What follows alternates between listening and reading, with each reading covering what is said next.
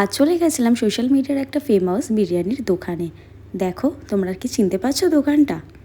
অনেক দিন ধরেই যাওয়ার ইচ্ছা ছিল। সোশ্যাল মিডিয়াতে আসলে এত ভিডিও দেখেছি, তাই ভাবলাম আজ চলেই যাই। আর দেখো আউটফিটের জন্য পরেছিলাম এই হোয়াইট কালারের টপটা, তার সাথে প্লাজো প্যান্টটা পেয়ার করেছিলাম, একটা ইন্ডো ওয়েস্টার্ন লুক ক্রিয়েট করেছিলাম। তারপর রেডি হয়ে গাড়িতে বসে গেলাম। ভাবলাম যে এখান থেকে শিয়ালদা যায় গাড়ি করে, দেন ওখান থেকে ট্রেনে করে আমরা ব্যারাকপুর চলে যাব। হ্যাঁ, তোমরা ঠিকই ধরেছো, আমরা গেছিলাম দাদা বৌদিতে। আর এই যে দেখো শিয়ালদা পৌঁছে গেছি, তারপর টিকিট লাইনে ঢুকে গেছি। আর এখানে একটা কাণ্ড হয়েছে, আমি না ভুল করে ঢুকে গেছিলাম জেন্টসদের টিকিট কাউন্টারে।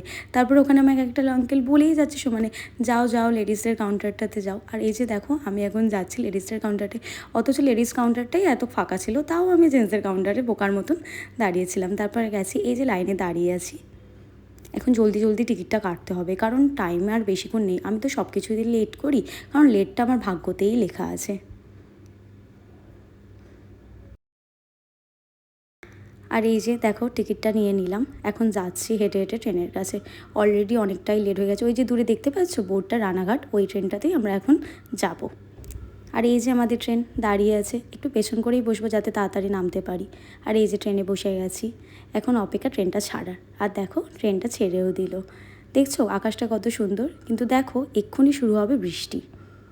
বললাম না বৃষ্টি শুরু হবে, দেখো বৃষ্টিও শুরু হয়ে গেছে। আমার তো ভীষণ ভয় লেগে গেছিলো। এই যে ব্যারাকপুরে আমরা নেমে গেছি, ওই ব্যারাকপুর লেখা। আর আকাশটা দেখো পুরো পরিষ্কার, বৃষ্টিটা পুরো থেমেই গেছে।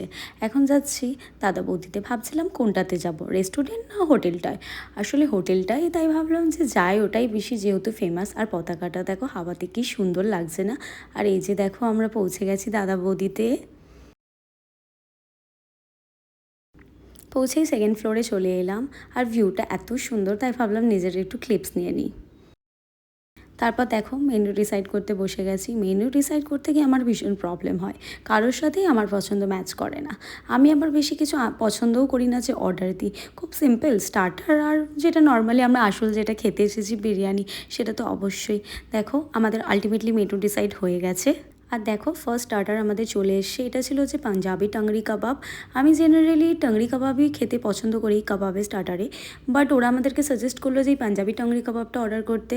আর সত্যি এটা খুবই ভালো ছিল, চিকেনটা খুবই জুসি ছিল, মানে পুরো ফ্রেশ ছিল, অনেকই টেস্টি লাগছিলো। আমি ন্যাচারাল যেমন আমরা টাংরি কাবাব খাই সেটা থেকে অনেকটাই আলাদা ছিল। আসলে এটার ভেতরে না চিকেনের একটা মিক্স সামথিং কিছু একটা স্টাফিং করা ছিল। আর তারপরে দেখো মোস্ট ফেমাস বিরিয়ানি চলে এসেছে, এটা ছিল হচ্ছে মাটন বিরিয়ানি। তো চলো ট্রাই করা যাক। আর এই যে দেখো খেতে খেতেও আমার কথা বলাটা জরুরি, আমি আসলে কথা না বলে থাকতেই পারি না।